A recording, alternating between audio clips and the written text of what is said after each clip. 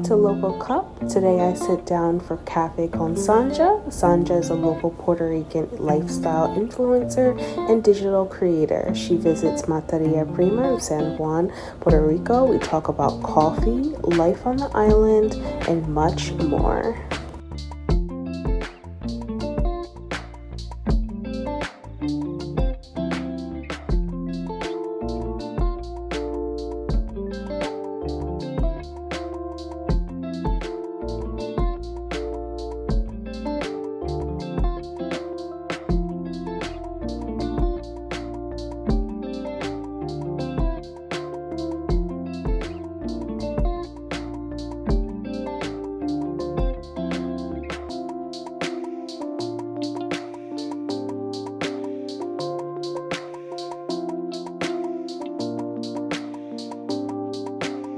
And then pronounce your name for me. Sanja. Nice to meet you, finally. I know, and thank you so much for the collab. I was like, you know what? I loved your video, and I was like, it would be just so great, and just connecting with people, it's just awesome. No, I'm so happy that you were so willing. Thank you for the work that you put in, and I'm excited to talk with you today. I love your videos too, and I'm excited. Tell me a little bit about yourself, what you do, were you born on the island? Just inform me so I have a little bit of context. Okay, so actually, I was not born on the island. However, I have very strong roots to Old San Juan because my family is native from here, from Puerto Rico, right? So I had the opportunity to be back and forth stateside. But Puerto Rico is what I call home. So that's why I'm actually here right now. And I am trying to grow as a professional as well in the ambience as social media. So just creating content around lifestyle, which is like my everyday. So I was like, you know what, why not? So that's what my life has evolved around, which is basically this wellness lifestyle, living this beautiful life the best I can, making the good out of the bad, and bad is just experiences. I like that. That's very nice. Very cool. Okay. Tell me a little bit about your relationship with coffee. When did you start drinking coffee? Just what comes to mind when you think about your relationship with coffee? So I actually love this question because it brought me back to like a childhood memory. Like in Puerto Rico, it's more of a culture, community. When you go visit somebody, they're like, "Oh, do you want a cafecito?" Yeah. So it brings me back to childhood, which I wouldn't drink it because I wasn't allowed to, right? Because it's like coffee, no kids, you don't drink that right now. But then as I grew a little bit older, my grandma would sneak in like a little bit of coffee and like, here, taste some. And then after that, as an adult, it became comfort. Not like the fuel for the day, actually, because I don't need coffee to thrive, but it's more that comfort, homey kind of feeling. And that's where that kind of bonding relationship started. And the other thing is, being back in Puerto Rico, I wanted to grow roots and understand more about our agriculture. And now it's always been generational with us, right? The coffee, because we cultivate it here on the island. But I never really tasted coffee from the island. Everything was always exported. I mean, imported in, stuff like that. So now my relationship is growing. I go to cafes that they use locally grown coffee and stuff like that. So Absolutely love that. And you said your grandmother would sneak you coffee? yeah, she would give me like a little coffee with bread and toast and like, here, have some. Or like you were curious about it as a child? Yes, I was. Yeah. Yeah, because it was like, no, you can't have coffee. So I was like, I want some. Yeah. I always find it interesting. One of my earliest memories was my dad grinding the coffee, and just the smell of it and being like, why do they drink this every single morning? I don't understand. But he never snuck me any, so I'm jealous. But you know what? It's beautiful because that, aroma triggers a memory. And that's a beautiful thing to make those connections. Yeah, and then even the sounds of it, the grinding of the coffee are really important to me. Like it comforts me, it calms me. So I definitely understand what you mean as far as it feels like coffee's kind of like a homage thing. Yeah. Awesome. Okay. Tell me a little bit about the coffee shop that you chose today, and why you chose it. Okay. So materia prima is fairly new. However, the concept is locally grown, locally sourced. So other than just being a coffee shop, it's actually like a mercado. And a mercadito for us is where you buy those local plantains and vegetables and all that good stuff. And I love supermarkets. So having coffee and the supermarket, mercado combined, it was a dream come true. So it's actually a place that I would like to call, my spot to go and, pick up my groceries and my coffee and just enjoy the little bit that I have in the area. Nice. That sounds like my dream. I love stores too, mercados. And I don't know that we have anything like that here. Um, I mean, we have some coffee shops in like grocery stores, but it's not the same. It's not like coffee at its root, and then you can get like good produce and things like that. So that's awesome. Okay, very nice. Very nice. Is this far from you, or it's pretty close to you? So Puerto Rico is known for its traffic. So I would say, depending on the day, far or close. But sometimes it could be an hour and a half traffic. Oh wow, I didn't know that. You said that you don't need coffee to thrive. Does coffee put you to sleep? I know some people put them to sleep, or it's just something. It's just purely a drink that you drink. It doesn't affect your energy. No, it doesn't affect my energy at all, which I think something about because a lot of people are like, no, it puts me later, or it puts me to sleep, like you mentioned. And no, really, it just triggers comfort. It's like my little morning routine or my afternoon kind of wind down. I know people have other sources, right, or other types of drinks, but I think coffee is my little comfort. Nice. I love that. That's awesome. Okay, what did you order today, or what's your go-to order? What do you like to drink?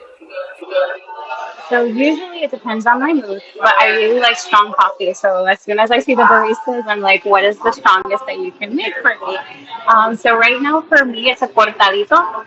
And he actually put an additional shot of coffee. And again, it's locally sourced. And that's what I use with brown sugar. So it's just that connection of, again, locally sourced. We have sugar canes too on the island, which is, goes back to that history. So the combination of both that coffee, cup, agriculture just makes the whole experience complete.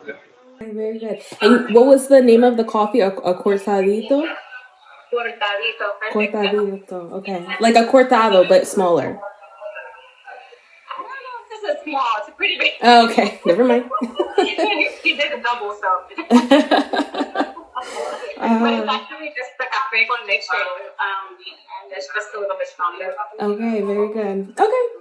Um, so we talked about when you started drink. When did you start drinking coffee? How old were you? Before, like after your grandmother would sneak it for you, like consistently. I would say consistently in my 30s. It was not a thing that was a journey or anything that I would drink like to be familiar with it. Because again, it was kind of like a standard for me to drink coffee. But then as an adult at work, because again, it's more of a, in Puerto Rico, it's interesting because I'm going to go back to like coffee shops. Coffee shops weren't a thing. It's more panaderia. It was more you wake up in the morning and, you have your coffee made at home and then probably at work as a community there at work, you would make another coffee. So again, working as an adult, they would make coffee, and I'm like, you know what? Why not? Let me give it a try. But then it just turned into a habit, and turned into community at work. And then now, seeing how coffee shops have evolved in Puerto Rico, it's become more a sense of home. So that's why I mentioned in the beginning, like my spot. I want it to be like my spot, my little thing that I do, and my routine. Almost like a little ritual for you. Yeah. Yeah, I had a couple. I'll jump to those questions now. I'm aware that coffee is not the same everywhere as far as like its connection to community. So, you touched on it a little bit, but can you tell me a little bit more about how people drink coffee, who they drink coffee with? You said at home, but also at work.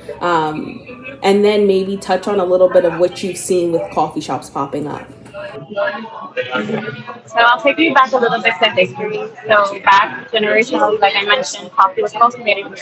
So the agriculture is what they would do because they didn't have access to food probably all day in the fields. Was they would drink their pocillo of café, right? That strong bunch of coffee that would sustain them all the way until they got home, right after their shift. So that's why I mentioned it's more of a home thing. Like you would have it at home, you would have it at work to sustain you until you got home again, basically to have your meal. And I think that tradition just kind of went on for a couple more decades after that, right? And then it just turned into a culture, but for me more recently, because I lived in Europe, and coffee culture in Europe is there's like a coffee shop everywhere. But Puerto Rico now, they're making it into a place where we go buy coffee, we slow down because everywhere is fast paced, right? But Puerto Rico had that lifestyle. And I think now we're tuning into it has to be intentional, it has to be more connection. Let's enjoy and let's make experiences out of it. So that's, I guess, my backstory on the history of how people would drink coffee.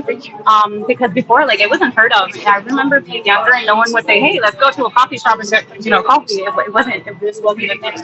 Now it's more of, okay, let's meet up at this cute spot.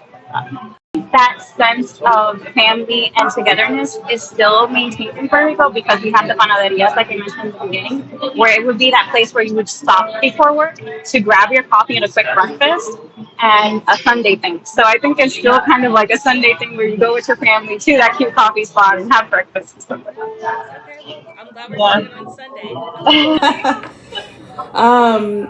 Okay, what's life? You said you've lived other places. What's life like on the island? So life on an island, any type of island, is island time, right? It's just a way of life, and you just have to be prepared to be relaxed in a sense. But it never takes away where you're always busy, where you're always working, right? And life in the island is basically that. You kind of don't disconnect from what is work, from what is like the busyness of whatever is going around. But we do take the time for community to support each other. Like right now, what they're doing, that they're supporting the local agricultures and everything like that. It's more that sense of, okay, we're going to support what we have. We're going to make it work. Like with hurricanes and everything that has happened, Puerto Rico makes things work, and we make a community out of it. So living in Puerto Rico, it's that more tropical feeling of having community, a sense of you belong here. Like even if you're visiting, they're very welcoming. So I think that's why Puerto Rico has always been home to me, even if I've lived abroad. What's the most Puerto Rican thing you've ever seen? Oh wow, that is okay. Let me take a bit to reflect on that one. The most very good thing I've seen. Wow. Can it be nice or can it be like my mind is going two directions? It can be something a little spicy. It can be, I've had people answer that so many different ways. Yeah, so right now I'm going to go for nice because I think we will always go towards the negative. And the nicest thing that I have always seen is that if a car breaks down, no matter where, you will see more than 10 people get out their cars and help people, off the road. And you'll see like this group of people just pushing the car out of the way. And, that sense of, oh, let me stop, let me help. You really don't see that in a lot of places where they just see you at the other side of the road and no one would stop. But here, it's a thing. Like the people will literally stop with like 4 or 5 cars and they'll be like, why? We just need like one person. So I think that's the most Puerto Rican thing, that sense of community, that sense of let's make it work, let me help you, and let's get on with our dates. Yeah, that's where my mind is. That's beautiful. That definitely doesn't happen where I live at all. They're usually honking you and like making it more dangerous for you. So no, it'll make more traffic. Like everybody's stopping, you will definitely make more traffic. Yeah. But you'll see that let me help you, and they'll try to get away. So I'm getting the sense that Puerto Rican culture is very caring and very what's the word? Thoughtful? Would you say that? Yeah, I would say they are thoughtful. And again, they make me feel like it's tough. Like even if it's with a plate of food, with your meal, they'll be like, here, it's comfort and that connection, agriculture, community. I think that's the way of an island, right? Because we have limited resources historically. So if we don't come together in a way, we're never going to get the support we need. So we have to find that with others. Right. Okay. I hope that makes sense. Yeah, no, it makes perfect sense. No, you did good. You're doing great. Tell me, what's a coffee shop you want to visit anywhere in the world, or one that you've been to and you'd like to go back? what comes to mind? So, coffee shop that I want to visit. So, I really don't know the name, but I'm more into right now that I would like to go to a coffee shop that's in the mountains where they actually pick the coffee from to see that whole process.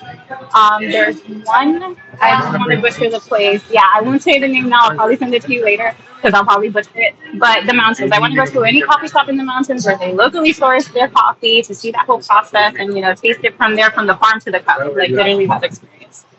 Have you noticed a huge difference in the taste between locally sourced and imported? Yes. And sometimes I even say in the water, like it depends on the water that you use for your coffee, it'll even change the taste of it. Um, it's more of a smooth feel to me because I'm used to, trying to get the strongest coffee possible. But it's smooth, strong, and again, I'm going to the word comforting for some reason today. That's my vibe with today, comfort. And that's exactly how I would describe Puerto Rico locally sourced coffee. It's that, and I probably that mental connection of knowing that it's from here and that you're getting this clean source of coffee. And like I mentioned, from the farm to the cup. so yeah, comfort. Comfort is my word of the day. To be honest. Two things. If you could solve one problem, what would it be? And then I'll ask the second one. I'll give you time to think about that. If you could solve one problem. The problem of having more people fall in love with agriculture and wanting to work in the fields again. We found comfort in teleworking and being remote and being at home. That we have lost that connection with our land, right? And I wish that mindset can transform a little bit more with these next generations that we have to go back to our original roots for certain things because that's what makes our world thrive anyway. Yeah. And when I think about food quality and even coffee quality and things like that, like we need to. You need to, for sure. Oh, I thought you were going to say something. Okay. And then second to last question, what do we owe to each other? We owe, of course, respect, and we owe each other kindness and comfort when we need it to be empathetic. Because there's so many people that just need a smile, and I've noticed it. Like being everywhere in the world where I've been, a person just really just needs that moment of connection. I'm going to drink today. This did not take the turn that I thought, but it's great. Like you have such a warm personality, and it's hard to gauge when you're communicating with someone online what they're gonna be like. But you've been very inviting and warm and comfortable to be around. You are a great interview. I love it. Thank you. Let me make sure I ask you all the questions. Here, let's see. And then what does local mean to you? Because especially you having lived somewhere, I live other places, but feeling like Puerto Rico is your home. What does that look like to you? Yeah, local is exactly that. The place that makes you feel at home, the place that you feel comfortable and that you don't want to leave ever, and that you want to see it thrive forever, and that you want to see generations do well in that place. That let me grow old here kind of thing. And like I mentioned, yes, I've been overseas, lived stateside, and I've never had a place to call my home. And here, it's just that feeling that I've never had, that connection with the place, the people, that I mentioned, and just me belonging. I guess at the end of the day, it's belonging. Local is what you. Okay, yeah, absolutely. I got you. Okay. Yeah. All right. Well, thank you for your time. The one thing for me, because I know you've asked me 1,000 questions. And I like the last question actually that you highlighted. Like, how do you make basically where you're at feel like home or feel that you belong, or how do people treat you? I know you mentioned that you just moved to Atlanta. How has that transition been for you, and what has been those little things that make it feel like home now for you, or you're still trying to navigate that? Yeah, thank you for asking. And sorry for not giving more context about myself. Yes, I just recently moved to Atlanta. I'm 29. I've lived in multiple different places within the states and then had the um, good fortune of being able to travel. So, like, for example, I'm later this year, I'm going to Spain for a month. So I'm really excited about that. Working on my Spanish.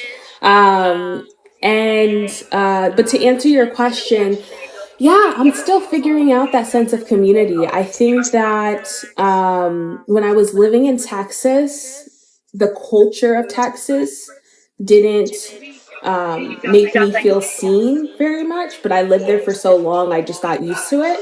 And then visiting Atlanta, I saw that there was some of the like the community that you're talking about where people seem to like care about each other and take care of each other a little bit more.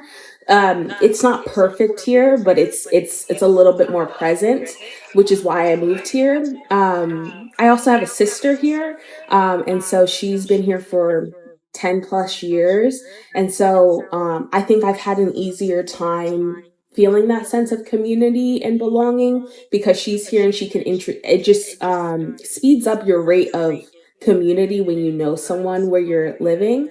Also, Atlanta's very black, so I really resonate obviously with black culture, and it's easier to within black culture in the United States. I just feel like it's